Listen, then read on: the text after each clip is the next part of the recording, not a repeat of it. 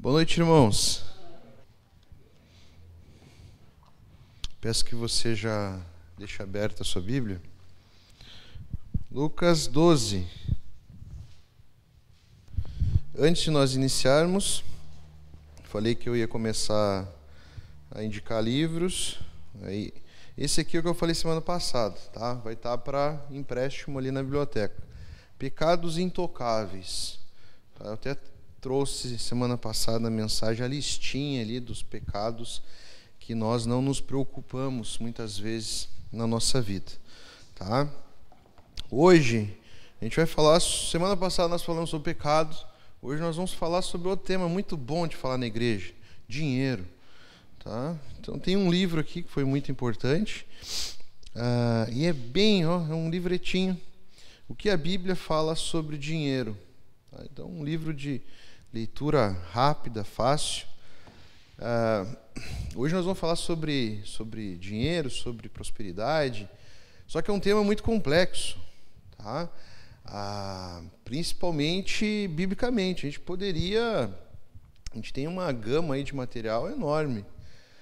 Então, é certo que a gente não vai trabalhar todos os pontos necessários. Tá? Eu diria até que uma série seria algo até pequeno, tamanha quantidade de texto. E querendo ou não, o dinheiro faz parte do nosso dia a dia. Tá? Ele é visto hoje como uma necessidade. Tá? E sempre foi, né? Dinheiro é uma necessidade para você comprar as coisas, né? Então, você tem uma noção, são cerca de 20 parábolas que o tema é dinheiro. Então, 20 vezes que Jesus, ali nas suas parábolas, usou desse tema. Bom, para você que não gosta de ler livros, né, que você gosta é da inspiração direta, né, divina de Deus, se você quer meditar mais sobre pecado, medite no livro de Romanos, tá? Então, leia Romanos, medite Romanos. Romanos vai trabalhar ali a questão dos nossos pecados, a questão da situação do homem diante de Deus, tá bom? Para hoje, se você depois quer ver um pouco mais sobre a questão material, da generosidade, medite não só nesse texto aqui, como eu falei, nas parábolas, mas medite na segunda carta aos Coríntios. Você vai ver ali Paulo falando para a igreja de Corinto a importância de serem generosos na obra de Deus, tá bom? Medite no livro de Atos, tá? O livro de Atos vai mostrar ali o avanço da igreja e como foi importante a generosidade das igrejas para o avanço da igreja. Redundância, né? E, por fim, medite num livrinho bem pequenininho de Abacuque. Tá? Foi um livro, com certeza, que fez parte aí, das bases que Paulo depois foi escrever lá, que o justo viverá pela fé. Então, ali mostra que nós devemos ter uma confiança em Deus, em que nós dependemos unicamente dele. Esse textozinho que depois, na Reforma Protestante, foi importante lá para Lutero. Esse textinho aí, esse versículo, soltou os olhos de Lutero também, foi muito importante para a Reforma Protestante. Amém? Então fica aí as minhas dicas. Você deve estar se perguntando, pastor, mas tanto livro, pastor, a igreja não vai ler todos esses livros? Não tem problema, se eles ficarem sendo acumulados ali, eu vou doando depois. Tem vários pastores que têm dificuldade de comprar boa literatura e a gente vai abençoando vários irmãos aí, tá? Então, a minha missão aqui é abastecer os irmãos, tá? Esse momento de mensagem, de pregação, é um momento que nós paramos para ouvir a voz de Deus, ouvir o que Deus tem a falar para nós, mas também é um momento de ensino. É aqui que nós aprendemos acerca da palavra de Deus. Então, por isso a preocupação, por isso que eu não dou muita trela para o tempo, porque eu quero usar o máximo de tempo possível para passar um pouco da palavra de Deus, e por isso que a gente sempre usa desse tempo aqui para explicar, né? Fazer uso desse tempo aqui para ensinar acerca da palavra de Deus. Amém? Então, antes de nós começarmos, entrarmos no texto, vamos orar mais uma vez? Bondoso Deus, muito obrigado, Pai, pela Tua graça, pelo Teu perdão, Pai. Te peço, Deus, que Tu direcione, ó Deus, a Tua palavra aos nossos corações. Me use aqui, ó Deus, como Teu mensageiro, ó Pai. Que eu possa, Deus, me concentrar aqui, ó Deus, que nada venha tirar, ó Deus, o foco da Tua palavra, ó Pai. Coloque em ordem os meus pensamentos, ó Deus. Que cada um aqui, ó Deus, possa estar aqui, ó Deus, compenetrado em aprender um pouco mais de Ti, ó Deus. Que nós possamos nos colocar como vidas entregues a Ti, ó Deus, dispostas, ó Deus, a Te servir, ó Deus, dispostas, ó Deus, a Te amar dia a dia, ó Deus. Em nome de Jesus que nós oramos. Amém. Eu já vou pedir desculpas se eu travar e tossir, que essa semana aí eu fui agraciado com uma tossezinha. Mas vamos que vamos, amém? Irmãos, o tema de hoje, como eu falei, nós vamos falar sobre prosperidade, sobre dinheiro. Semana passada nós falamos um pouco que até a ideia é que essa mensagem se estenda. Nós temos date semana que vem. A ideia é que seja o tema desse encontro dos casais.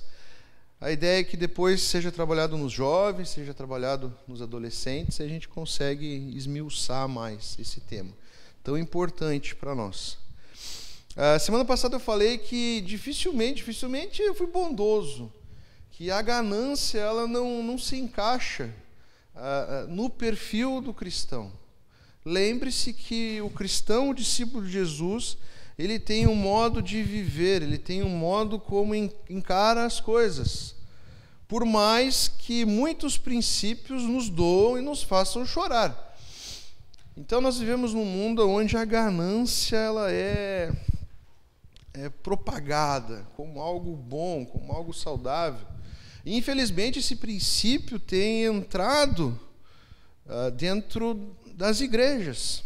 E isso é muito, muito ruim. A ganância, segundo o Google, ele vai dizer que é uma ambição, uma cobiça, um desejo intenso, imoderado por bens e riquezas. É uma busca incessante pelo lucro. Esse é o perfil de uma pessoa gananciosa. Então, ao você ver o conceito, e você não precisa ser um entendedor muito profundo da palavra de Deus, você vai ver que não bate. A ganância ela é vista na palavra de Deus como um amor ao dinheiro. Uma coisa muito importante você entender que, em todo o contexto bíblico, a grande luta do ser humano é contra a idolatria do seu coração. E idolatria não se resume a santo de madeira pendurado na parede. Essa é apenas uma das tantas idolatrias que nós temos no nosso coração. Um tema que é revisitado e, olha, ele permeia quase todas as páginas da Bíblia, é a idolatria. É o homem desobedecendo a Deus, dando as costas para Deus e idolatrando outra coisa no seu lugar. Nós acabamos de cantar que só temos um a quem nós devemos toda a honra e toda a glória. Ao único que é digno de receber o nosso louvor, a nossa glória. Então, o dinheiro é, digamos, um grande problema dos nossos dias. Não é só num livro que eu já vi acerca desse tema, eu vejo isso como uma realidade muito, muito verdadeira. É a questão que o grande inimigo hoje das igrejas, dos cristãos, é o materialismo. Nós nos preocupamos muito com ideologias, e o mundo está cheio delas, todas afrontas, principalmente questões morais. A igreja ela tem uma gana por combater essas questões morais, tá certo? Tudo bem. Só que sabe qual é o grande problema do materialismo dentro da igreja? É que ele entra e ele não é combatido. Ele é visto como algo normal. Tem algo que eu tenho refletido muito acerca da igreja, a questão da secularização. O que é secularização ou mundanismo dentro da igreja? A igreja, cristãos, discípulos, têm pensado e têm vivido a vida com um viés mundano e não de uma perspectiva bíblica, com um olhar em Jesus.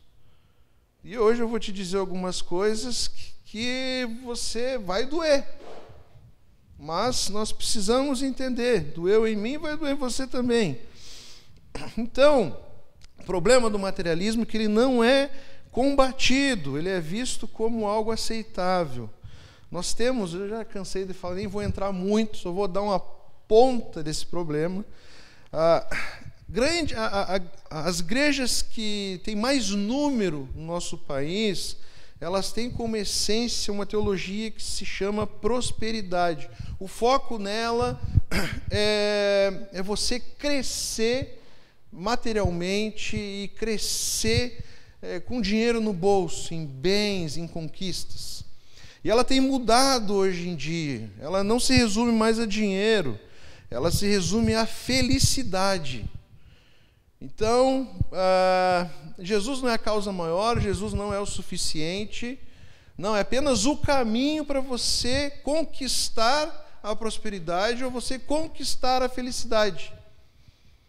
Então, como que funciona essa teologia? Eles pegam um princípio bíblico, que é bíblico, só que eles pegam esse princípio bíblico e focam só nele.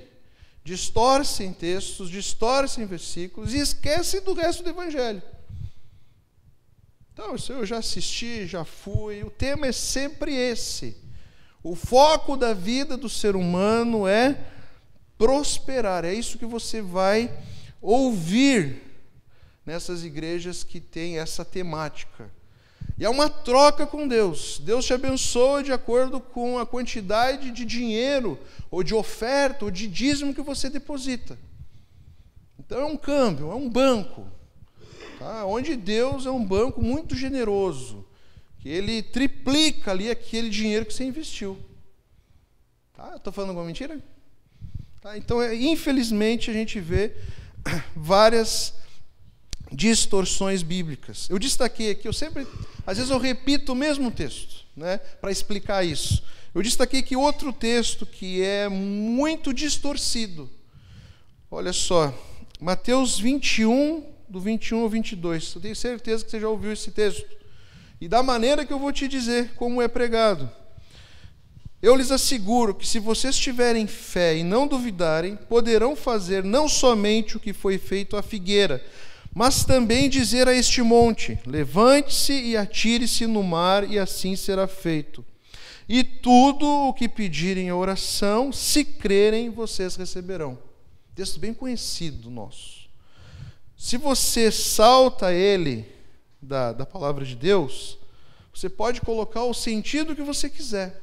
Eu quero que você entenda muito uma coisa ao você estudar a Bíblia, ao você meditar na palavra de Deus. A Bíblia ela não se contradiz. Essa é uma essência bíblica, não há contradição na Bíblia. Então esse texto ele não pode ser pregado da maneira que eu já ouvi várias vezes. Meu irmão, se você tiver fé, você pode fazer o que você quiser.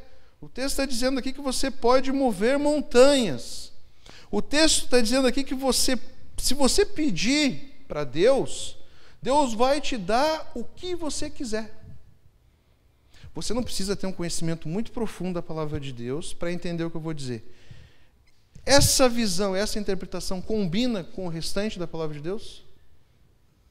Combina? A gente vai ter texto, por exemplo, que diz que nós não devemos nos apegar às coisas desse mundo. Olha só, o que Deus está, de uma maneira bem simples, resumida, para você entender, o que o texto está falando aqui é que essas montanhas, para o judeu, era algo muito firme, algo muito sólido. Aqui o texto, no seu contexto, ele está dizendo que a montanha é como se fossem os problemas na nossa vida. Os problemas e as dificuldades que nós teremos na nossa vida. E quando nós temos fé em Deus, para quem estava no GC no primeiro dia, lá nós falamos em Tiago, lá, e a gente não seguiu o texto, mas Tiago vai dizer que a fé que nós temos que ter em Deus é uma fé, uma confiança que a gente não duvide de que Deus é capaz de cumprir o que Ele promete. E aí o texto vai dizer lá que você pode pedir sabedoria à vontade para Deus. Mas se você for pedir, que você peça com fé, confiando que Deus vai te dar sabedoria. Meus irmãos, o texto está falando aqui que se você confiar em Deus, se você tiver com a sua confiança em Deus, não há problema que se apresente como montanha ou dificuldade que impeça você de continuar. É bonito, não é bonito? Não deixa de ser mais bonito. Eu acho que é até mais bonito ainda a essência dele. Mais bonito ainda. Zacarias, com certeza, pode ter sido aqui eu não vou lembrar de cabeça agora o texto de Zacarias, pode ter sido aqui até a inspiração da escrita desse texto. Mas o que você deve estar se perguntando? E tudo que pedirem a oração, se crerem, vocês receberão. Meus irmãos, tudo que você pedir, aqui está dizendo, a essência desse texto é que nós devemos, é a forma com que nós devemos chegar na presença de Deus. A forma que nós devemos chegar na presença de Deus é com fé, é com confiança, sem duvidar.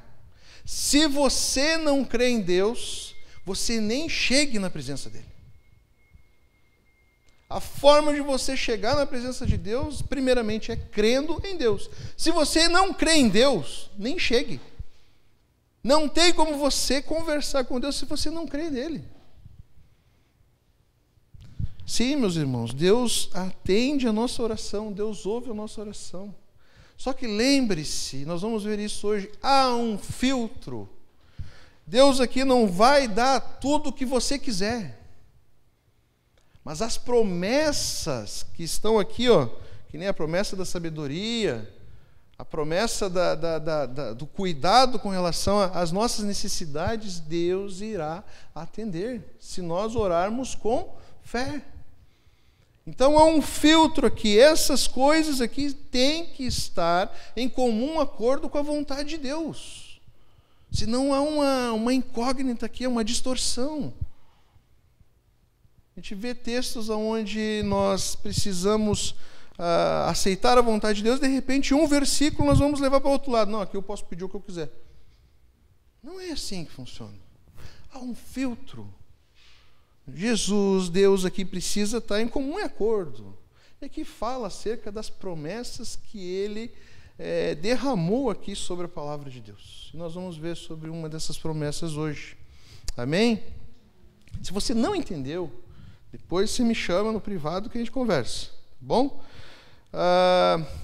Por que há mais dificuldade ainda com relação a questão do dinheiro hoje em dia nas igrejas? Por que é difícil nós tocarmos nesse tema? Por causa de distorções, que nem eu falei. É pregado uma maneira errada de se relacionar com Deus. E quando nós vemos para os líderes dessas igrejas, e nós olhamos para o padrão de liderança que Deus apresenta, não fecha, não bate. Então, eu estava pesquisando acerca desse tema, me apareceu lá, do nada ali. Acho que o Google, o algoritmo vai vendo o que a gente está pesquisando, e ele colocou lá, Forbes elege os 5 pastores mais ricos do Brasil. Eu te pergunto, é aplausível, biblicamente, você ver uma lista de pastores ricos no Brasil? Pela Forbes ainda, dos Estados Unidos, isso combina? O primeiro deles, né, que é o Macedo, ele tem uma fortuna de cerca de 2 bilhões de reais. E a gente sabe de onde que vem esse dinheiro.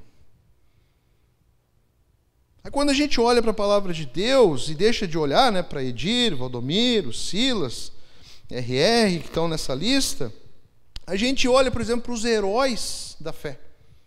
Os heróis da fé, eles não tinham morada fixa, eles moravam em cavernas, eles viviam com pelos de animais, estavam sempre afligidos, necessitados. Quando nós olhamos, por exemplo, para Paulo, Paulo fala diversas vezes aqui os momentos em que ele passou fome, os momentos que ele passou sede, os momentos que ele passou frio, nudez e não tinha aonde morar. Jesus vai dizer que ele não tinha onde repousar a sua cabeça. O nosso líder maior, Jesus, ele não tinha nada, ele não tinha nem onde repousar a sua cabeça. Eu não estou dizendo aqui, já vou deixar claro aqui, às vezes as pessoas distorcem. Estou querendo dizer aqui que você não pode ter coisas. Fique atento a isso, que a gente vai trabalhar aqui. Deus pode, Deus abençoa o cristão materialmente. Isso é bíblico. Só que o problema é quando nós colocamos o foco do Evangelho, o foco da nossa vida, na bênção material. Isso vai de encontro aos princípios bíblicos. Jesus, o próprio Jesus, ele vai condenar, lá em João 6,26, aqueles que faziam parte da grande parte da multidão, que o seguiam só pelo pão. Jesus vai repreender eles, porque eles tinham na sua mente só o pão. Eles não queriam ouvir Jesus, eles não queriam ouvir acerca das palavras de Jesus, só queriam questões materiais e voltadas para si mesmo, né? Outra coisa que essa teologia distorce é que essas conquistas, elas são baseadas e são conquistadas através da nossa fé. Ou seja, você vai prosperar se você tiver fé ou se você ofertar para Deus. É como se a prosperidade, a riqueza, né, dependesse do nosso esforço, né, e da nossa fé, da nossa barganha com Deus. E é muito comum nós vermos nesse pensamento as pessoas serem convidadas, instigadas a determinar as coisas. Eu falei isso com vocês. Como se Deus fosse um escravo nosso, um servo nosso. A gente inverte a relação e ora, né? Eu determino, Deus, que eu conquisto. Eu sempre cito Ferrari, não vou botar um Mustang aí. E diz lá, que eu posso pedir o que eu quiser. Posso pedir o que eu quiser, eu tenho fé. Aqui, Deus, não dei nem o dízimo, não foi nem 10%, eu dei o trízimo, eu dei 3 vezes. Então eu quero um Mustangzinho. Eu quero uma casa. Eu quero uma conta cheia. Isso não é assim que a palavra de Deus vai trabalhar isso. Homens como Moisés e Paulo tiveram seus pedidos negados. Moisés, lá em Deuteronômio 3, 23 ao 29, ele queria o quê? Queria ver a terra prometida.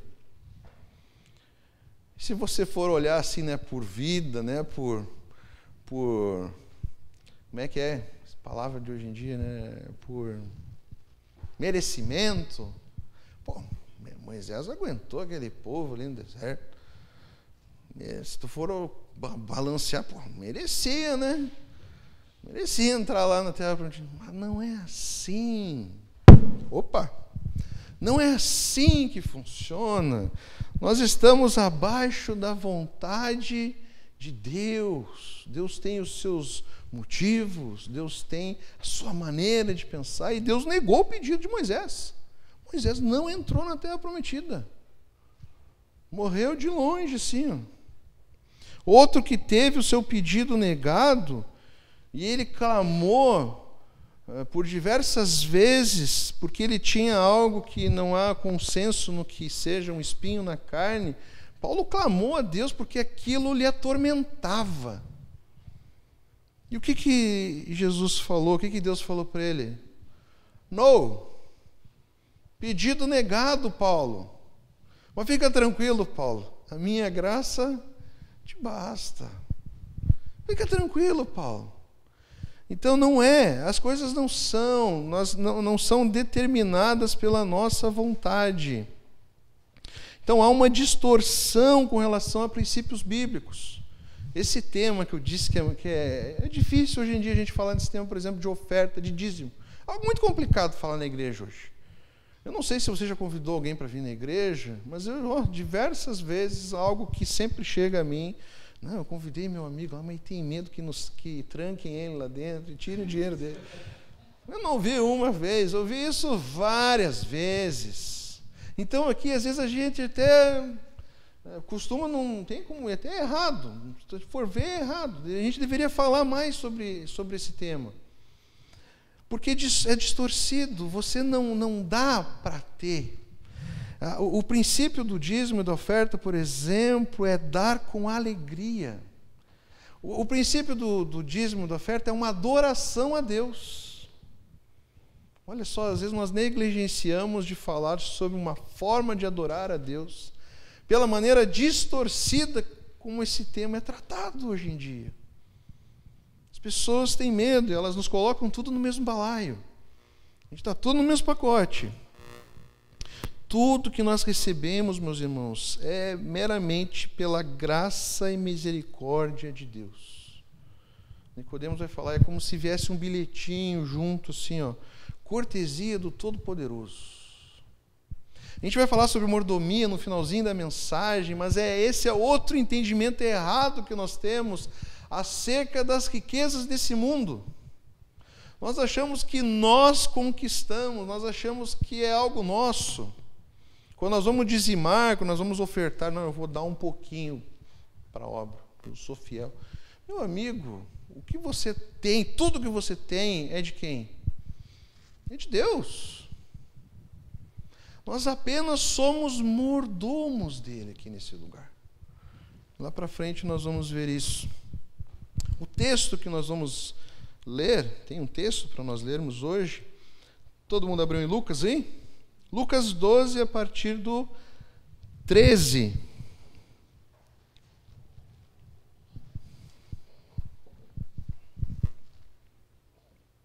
Lucas 12, a partir do 13.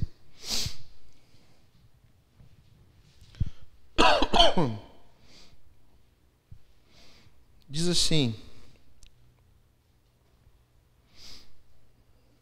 Então alguém da multidão gritou: Mestre, por favor, diga a meu irmão que divida comigo a herança do meu pai. Jesus respondeu: Amigo, quem me pôs como juiz sobre vocês para decidir essas coisas? E em seguida, guardem-se de todo tipo de ganância. A vida de uma pessoa não é definida pela quantidade de seus bens. E lhes contou uma parábola. Um homem rico tinha uma propriedade fértil que produziu boas colheitas. Pensou consigo: o que devo fazer? Não tenho espaço para toda a minha colheita. Por fim disse: já sei, vou derrubar os celeiros e construir outros maiores. Assim terei espaço suficiente para todo o meu trigo e meus outros bens. Então direi a mim mesmo: amigo, você guardou o suficiente para muitos anos. Agora descanse, coma, beba e alegre-se.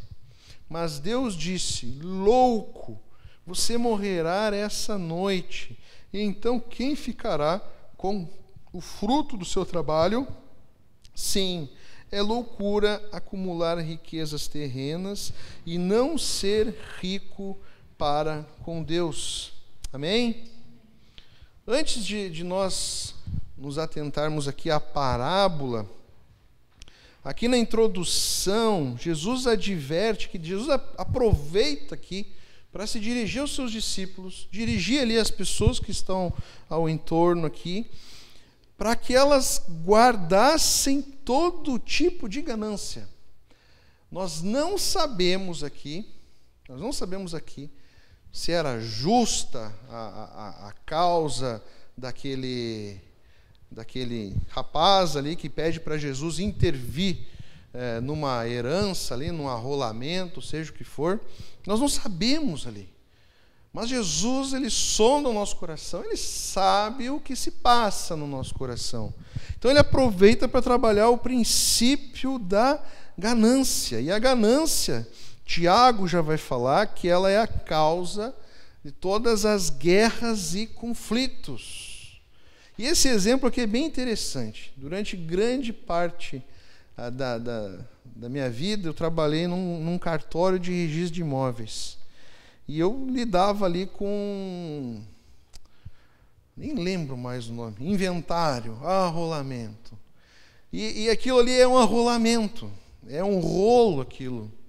Se tem uma coisa, pode estar tudo em paz numa família. Se tem algo que dá um problema, pode nem ser muita coisa, pode ser um terreno de 1 por 1. Isso é uma coisa que dá briga e se estende. Assim, é muito comum você ter ali inventários, arrolamentos assim, que estão assim, ó, parado. E o terreno, o imóvel está lá se estendendo, lá, apodrecendo. Por quê? Porque a ganância e o fato de não se concordarem ali os filhos, a divisão, a briga, a contenda. Isso é muito comum. Eu vi muito disso durante a minha vida. Graças a Deus, não estou mais trabalhando com isso. Paulo cita o dinheiro como a raiz de todos os males. Se for na linha genealógica aí, né? Dos males que nós temos que combater, você vai ver lá o dinheiro como raiz. Você vai ver, por exemplo, Jesus sendo tentado acerca desse tema. Jesus lá foi-lhe oferecido todos os reinos desse mundo, e o que Jesus responde? Não só de pão viverá o homem. Ou seja, Jesus está dizendo que a vida não se resume aos bens que um homem possa possuir. Então nós vamos ter vários textos combatendo e nos alertando acerca da ganância do nosso coração.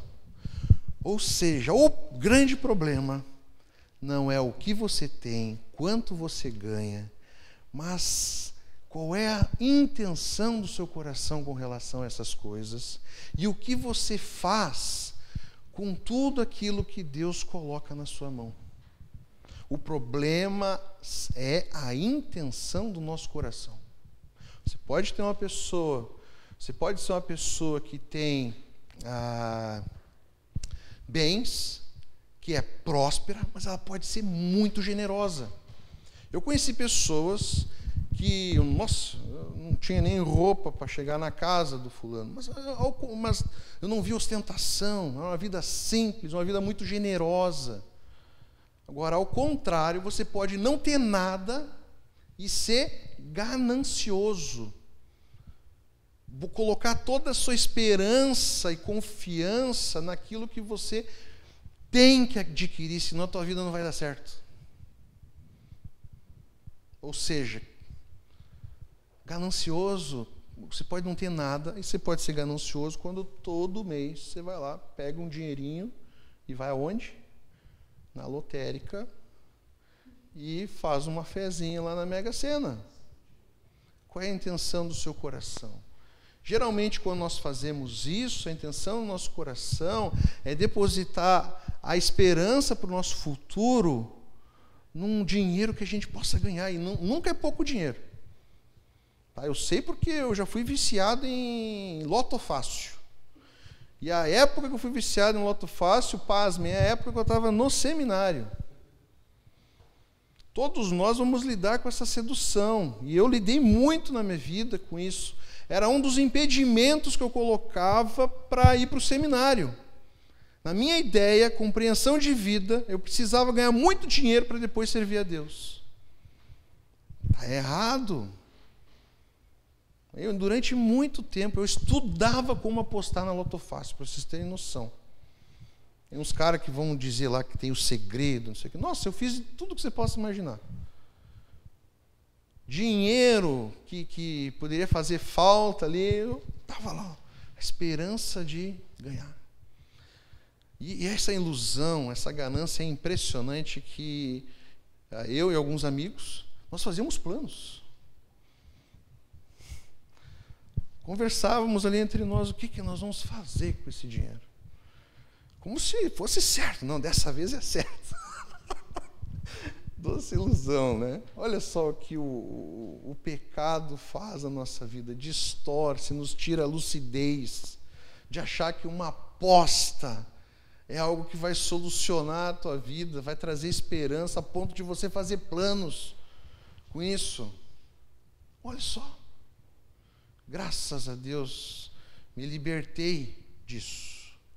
Mas diversas vezes essa tentação de confiar no dinheiro para ser a solução da nossa vida vem, toda hora. Toda hora. Tira o nosso sono, nos traz ansiedade. Nós vamos ver isso.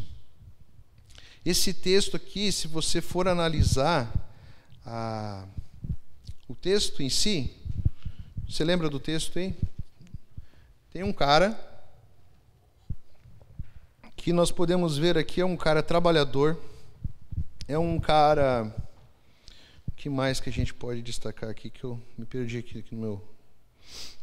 Ele é trabalhador, é um cara que tinha um planejamento de vida, ele queria viver ali de uma renda acumulada. É um cara que tinha... Se tu for pegar esse cara e trazer para os dias de hoje, é um homem de sucesso de visão. Tá certo ou errado? Se tu for olhar o olho nu, não tem nada de errado no que esse cara está fazendo. Mas Jesus chama esse cara de quê? De louco. Jesus, por quê? Se a gente for analisar que a forma com que ele fala, a forma com que ele pensa acerca das suas conquistas, você vai ver aqui cerca de 12 vezes, ele vai trabalhar aqui de uma forma direta ou indireta a questão do eu e do meu. Olha ali o que ele fala lá, começa ali, pensou consigo, o que devo fazer? Não tenho, está se dirigindo a ele. Espaço para toda a minha colheita. Então direi, nossa, aqui é até engraçado, né? Que ele fala na terceira pessoa aqui para si mesmo, né? É bem engraçado, né? Então direi, de novo, a mim mesmo. Amigo, ele está se dirigindo a ele. Você guardou o suficiente para muitos anos, agora descanse. A ordem aqui é para ele descansar, comer, beber e alegrar-se. Antes aqui eu pulei, ele vai falar aqui, assim terei, né? Eu terei espaço suficiente para todo o meu trigo e meus outros bens. O que a gente destaca aqui é que um dos erros desse camarada aqui é que ele não pensava em ninguém mais além de consigo mesmo. Ele que só pensava no seu sustento, no seu futuro, na sua conquista. Todo o pensamento dele aqui estava voltado para ele. Você lembra ali que eu falei que eu e alguns amigos fazíamos planos do que fazer com o dinheiro? Quais eram os primeiros sonhos e planos que vinham à mente? A Ferrari, né? A viagem, isso para mim, aquilo para mim. Não adiantava nem eu justificar, não, mas no fundo lá eu queria parte do dinheiro para fazer missões. Não. Outra coisa, esse cidadão aqui, provavelmente ele era um judeu, tá? Com certeza um judeu aqui praticante. Você não vê ele aqui se preocupando em contribuir, ofertar aqui para o tabernáculo. O templo aqui estava em construção, estava sendo reconstruído o templo. Você não vê ele preocupado em dar, contribuir ou ofertar, ou abençoar outras pessoas com aquilo, com os recursos que Deus estava colocando na sua disposição. Os seus pensamentos, eles giravam totalmente em si mesmos. É contrário a que a palavra de Deus nos ensina. Um princípio que você vai ver no Evangelho todo é generosidade. A lei é resumida entre amar a Deus e amar ao próximo. Eu sei que o nosso egoísmo e a forma de ver a vida é muito voltada para cá, para dentro. Uma coisa que eu acho bizarra, uma forma das pessoas terem um escape, uma solução para a vida, se chama autoajuda, é o que mais vende no Brasil. As prateleiras das livrarias, os livros que mais vendem são já não basta eu ser egoísta, eu estou numa pior, mas eu sou a solução para mim mesmo.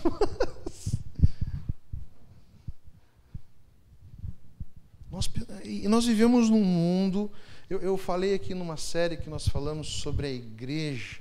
Eu fui bem sincero e bem honesto. Se você vai ver a igreja de Atos, e você vai transpor para cá, para nós, não é para as outras igrejas, para nós estamos muito longe do que aqueles homens e mulheres viviam naquela época. E muito por causa disso, porque a nossa mente está cada vez mais secularizada, mundanizada. Outra coisa aqui que nós vemos nesse relato, nessa parábola que Jesus está contando, é que ele não levava Deus em conta em nenhum momento. Ou seja, como eu falei, ele podia ser um judeu praticante, mas ele vivia na prática como um ateu. Muitas vezes nós somos iguaizinhos. Nós somos cristãos, nós vamos na igreja, mas a forma em que nós vivemos é a forma de um ateu. Deus não está presente na nossa vida. Porque os princípios que têm norteado as nossas escolhas e os nossos caminhos são princípios que estão em alta aí no mundo. Um deles é o materialismo. Esse é um dos grandes problemas que nós temos vivido. Às vezes nós sofremos, nos angustiamos por coisas que nós não precisamos. Mas o mundo nos coloca na cabeça que nós só vamos ser felizes se nós tivermos aquilo ali. E são coisas banais. É uma marca, é um produto. São coisas que estão lá muitas vezes paradas lá na nossa casa, no nosso lar. Nós precisamos levar Deus em conta. Aqui nós vemos que Deus está totalmente ausente no projeto de vida dele. Nós não vemos aqui um sinal de contribuição, de generosidade. Os seus planos, esse é outro princípio aqui, os seus planos não iam além dessa vida. Ele tinha um plano muito bem elaborado, mas ele era incapaz de ver a vida pós a morte. Ele não conseguia ver a sua alma se projetando pela eternidade. Os planos totalmente terrenos. É como se ele fosse viver para sempre. Às vezes nós vivemos nesse mundo, esquecemos que nós somos forasteiros, peregrinos. Você use a palavra que você quiser. Nós não pertencemos a esse lugar. Nós temos uma missão nesse lugar. Quando eu falo isso, eu estou falando para discípulo, estou falando para cristão. Você já reparou que para metas e conquistas terrenas, nós não medimos esforços? Já parou para pensar nisso? E são coisas boas, não estou dizendo que são coisas ruins. Só que o problema é o contraste. Quando é algo para nosso benefício material, terreno, nós nos esforçamos, damos a vida.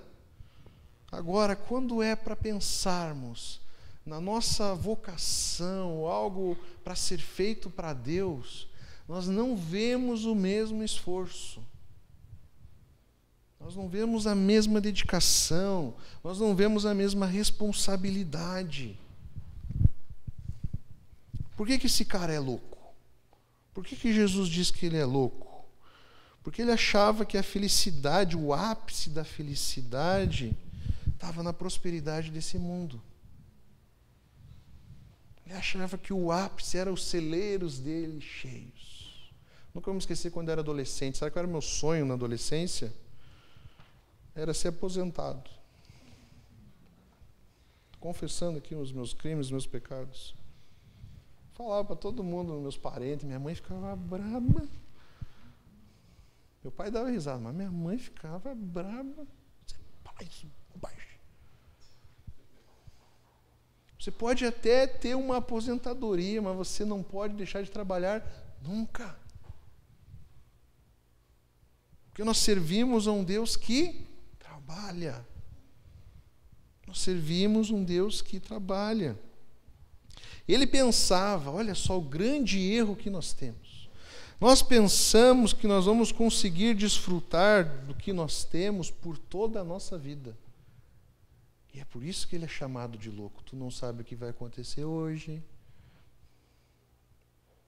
Eu vi um cara num podcast sobre finanças. Eu estudo isso, eu também me preocupo com o futuro. Eu não vou falar sobre isso.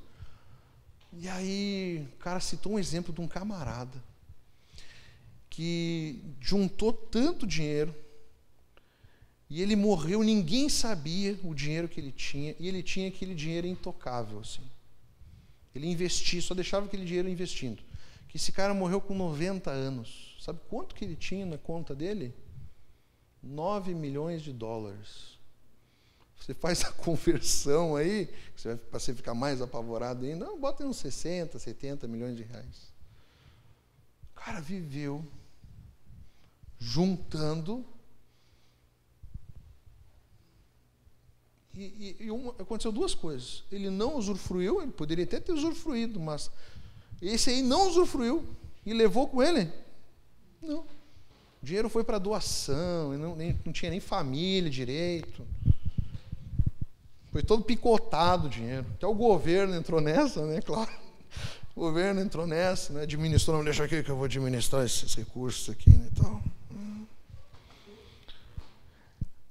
ele é louco por achar que a vida está sobre o seu controle.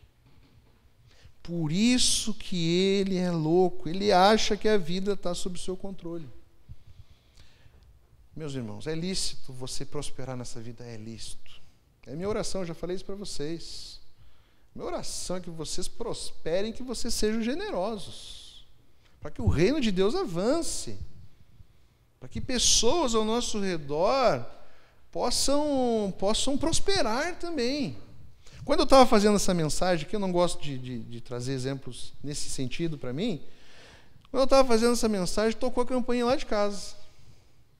Era 9 horas da noite, de quinta, sexta-feira, uma senhora, eu já tinha visto ela na rua, já tinha comprado coisa, vendendo umas tortas frias, torta napolitana, para sustentar a casa dela. R$10 ali a napolitana. Isso é uma forma, parece bobagem. Ser generoso não é simplesmente só dar. É ajudar para que as pessoas possam prosperar. Uma senhora de idade, 9 horas da noite, com a sacolinha vendendo torta napolitana, e eu sei que ela tem 2 guriazinhas que ela cuida em casa. Até ela me pediu uma televisão, se eu tinha. Eu falei, televisão não, dou uns livros para essas meninas, que elas ficam em casa, sem fazer nada. Livro a gente consegue. Mais algumas outras necessidades que, dentro da minha limitação, eu vou tentar ajudar. Você está vendo a forma. Só que um cara não generoso, um cara que não é generoso, e eu não estou dizendo aqui que sejam 10 pilas que são essenciais ali para o teu sustento. Mas eu, para a honra e glória de Deus, eu creio que todo mundo aqui tem 10 pilas para ajudar alguém. Amém? Amém? Mas muitas vezes nós somos tentados assim, não, eu vou pegar esses 10 pilas aqui e vou botar no meu cofrinho. E você deixa de ser generoso. Você viu que não precisa ser rico para lidar com o problema da ganância do nosso coração. E voltando aqui, é até prudente, é responsável da nossa parte juntar dinheiro. Tá? Tentar, nem todo mundo consegue fazer ali a poupancinha, ou algum investimento, adquirir alguma coisa, que aquilo possa lhe render algo, não tem problema nenhum nisso. Agora, a tua vida não pode estar voltada só para isso, e que isso gere benefício só para você. Você não pode deixar de ser generoso, e não pode confiar o teu futuro e a tua provisão naquilo que você armazena. Você não pode ter uma poupança lá, ou um dinheirinho que é para os momentos de crise. E todo mundo experimentou isso na pandemia. Você tem que entender que aquele dinheiro ali não foi que te sustentou. Quem te sustentou foi Deus. Eu vou te dizer uma coisa. Às vezes nós vamos enfrentar crises e problemas que você pode ter juntado o dinheiro que for. Ele vai acabar. E aí você vai experimentar algo que é depender unicamente de Deus. Porque às vezes Deus precisa nos colocar numa situação para provar a nossa fé, nossa confiança, e nos fazer entender que tudo que nós temos vem dEle. Tudo que nós temos vem dEle. O texto aqui vai seguir. Está com a sua Bíblia aberta aí? O texto ele vai seguir. E esse texto se repete em Mateus.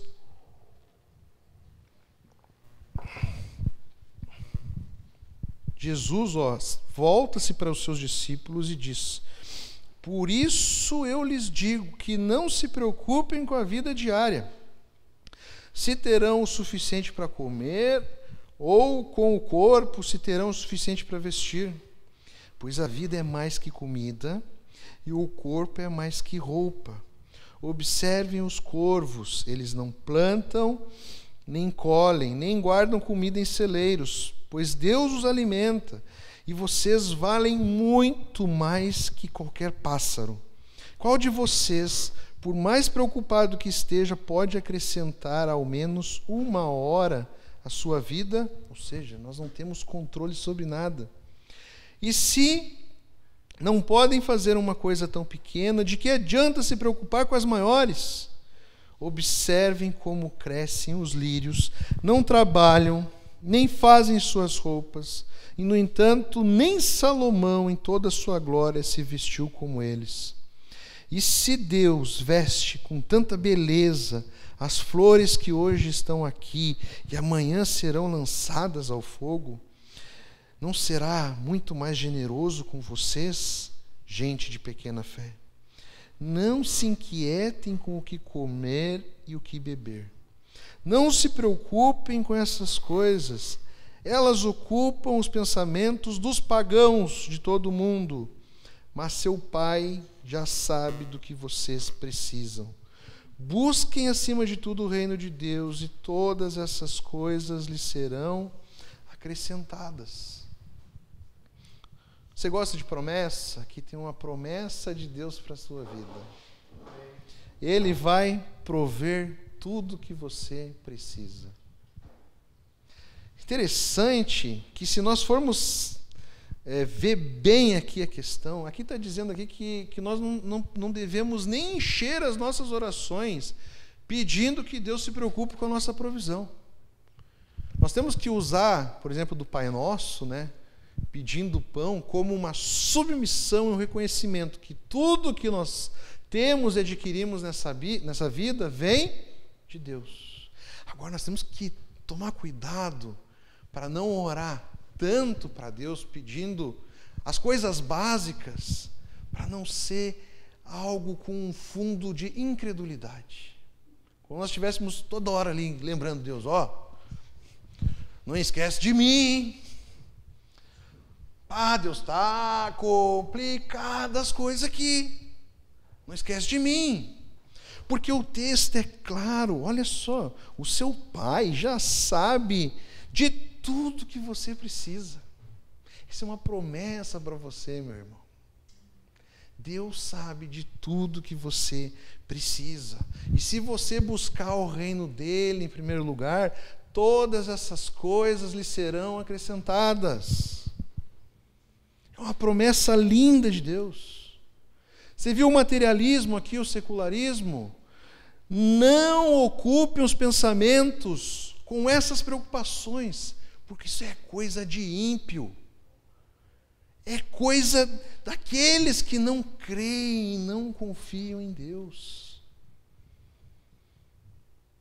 Eu sei que é uma luta diária, mas nós temos que exercitar essa confiança em Deus. De entender, de crer que tudo vem dEle. E que Ele vai cuidar. Ele dá até aqui, ele nem precisava falar isso. Eu até pesquisei, depois você coloca lá. Você já pensou como que são os lírios? Botei lá no Google, lá. Lírios.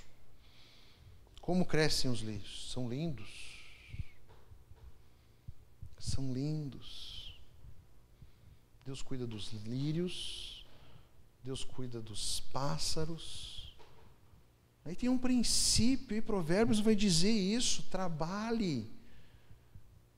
Trabalhe todo dia, confiando que Deus vai prover. É isso que o João de Barro faz. Ele alimenta a casinha, ele faz a casinha dele. A casinha é bem feita. O João de Barro, esses dias eu vi um João de Barro, parecia que tinha um anexo assim. Impressionante. É o cuidado de Deus. Nós precisamos confiar nesse cuidado de Deus. Nós precisamos também, meus irmãos, sermos bons mordomos. Mas sabe o que é o conceito de mordomia na palavra de Deus? Que nós devemos aplicar tanto para o tempo, para o corpo e para os dons. É que nada que nós temos ou vamos adquirir nesse mundo nos pertence. Nada. Deus, na sua graça, derramou bênção sobre as nossas vidas e nos deu responsabilidade para administrarmos tudo isso que Ele nos deu. 1 Crônicas 29, do 11 ao 13, vai dizer assim: Teus, ó Senhor, são a grandeza, o poder, a glória, a majestade e o esplendor, pois tudo que há nos céus e na terra é Teu. Teu, ó Senhor, é o reino, Tu estás acima de tudo. A riqueza e a honra vêm de Ti. Tu dominas sobre todas as coisas. Nas Tuas mãos estão a força e o poder para exaltar e dar força a todos. Agora, nosso Deus, damos-Te graças e louvamos-Te o Teu glorioso nome. Deuteronômio 8,18 vai dizer assim: mas lembre-se do Senhor, do seu Deus, pois é Ele que lhes dá a capacidade de produzir riqueza, confirmando a aliança que jurou aos seus antepassados, conforme hoje se vê. Amém? Entenda isso. Nós somos peregrinos nesse mundo. E mordomos. Mordomo é aquele que administra algo que não é seu. Imagine um palácio, imagine uma casa muito pomposa. Mordomo, ele administra as riquezas do seu Deus, do seu Senhor. Nós somos mordomos nessa terra. Não importa o quanto você tenha, o que você tenha, siga trabalhando, mas tenha em mente que você precisa nesse mundo ser generoso. Você não pode pensar só consigo mesmo. Deus te colocou aqui para ser bênção na vida das pessoas que estão ao seu redor. Deus te colocou aqui com uma missão. Não é a sua missão, é a missão que nós fazemos parte. O reino dele, o que é pensar nas coisas de Deus? É pensar na missão de Deus, de levar o evangelho a toda criatura. É pensar na nossa santificação. É lutar contra os nossos pecados. É frutificar os frutos do Espírito. É fazer a vontade de Deus nesse lugar. Essa é a nossa vocação, e Deus te deu tempo. Não diga que você não tem tempo. Você precisa administrar bem o seu tempo. Deus te deu um corpo. Você precisa cuidar do seu corpo, para você dar conta de tudo que você tem que fazer. E Deus te deu dons para servir a Deus de uma maneira mais específica. Eu quero encerrar aqui com vocês a oração de Agur, finalzinho de Provérbios.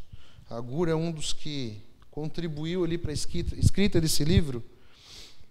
Olha só como ele chega até Deus. 2 coisas peço que me dês antes que eu morra.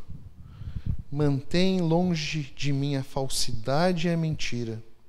Não me dês nem pobreza nem riqueza. Dá-me apenas o alimento necessário. Se não, tendo demais, eu te negaria e te deixaria e diria: quem é o Senhor? E se eu ficasse pobre, poderia vir a roubar, desonrando assim o nome do meu Deus.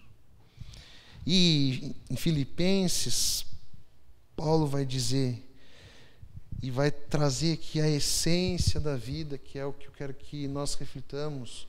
O lugar da prosperidade na nossa vida não é o centro. Paulo vai dizer aqui, aprendi a adaptar-me a toda e qualquer circunstância. Sei o que é passar necessidade, sei o que é ter fartura. Aprendi o segredo de viver contente em toda e qualquer situação, seja bem alimentado, seja com fome, tendo muito ou passando a necessidade. Tudo posso naquele que me fortalece. A vida não se resume a pão. Deus irá nos prover. E saiba de uma coisa, Deus é generoso. Porque na cruz Ele deu o que Ele tinha de melhor. O seu Filho. A cruz é fruto da generosidade de Deus. Você quer uma inspiração maior para ser generoso nesse mundo? Olhe para a cruz.